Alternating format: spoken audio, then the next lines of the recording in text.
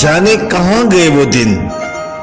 جب پڑوسی سے پوچھا جاتا میں سبزی لینے جا رہا ہوں، آپ نے بازار سے کچھ منگوانا تو نہیں؟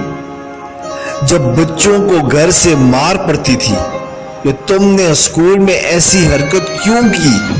جس پر تمہیں استاذ نے مارا؟ جب امام مسجد کے لیے اپنے گھروں سے کھانا بھیجا جاتا تھا، جب اپنے بچوں کو کسی رشوت خور پڑوسی کے بچوں سے دوستی کرنے سے منع کیا جاتا تھا، جب پڑوسیوں سے سالن کا تبادلہ کیا جاتا تھا کہ ہمارا چھوٹا بیٹا کریلے نہیں کھاتا،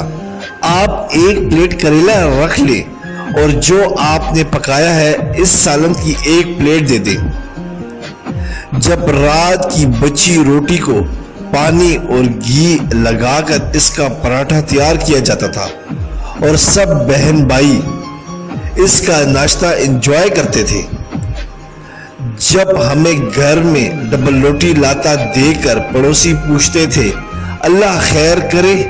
گھر میں کون بیمار ہے، جب گھر میں ساگ، حلیم، حلوہ یا گڑ والے چاول بننے پر محلے کے 4-5 گھروں میں بھی بھجوائے جاتے تھے، جب پوسٹ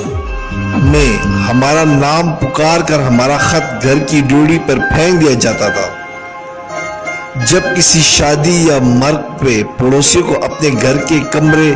بستر، چارپائیاں اور برتن دے دیے جاتے تھے، جب بچے اور بچیاں اپنے چچا، ماموں، خالہ اور پھپھو کے گھر جا کر 1-2 مہینے تک رہا کرتے تھے، جب کہا جاتا تھا اللہ ہمیں حلال روزی ہی کھلائے، پیسے کا کیا ہے، پیسہ تو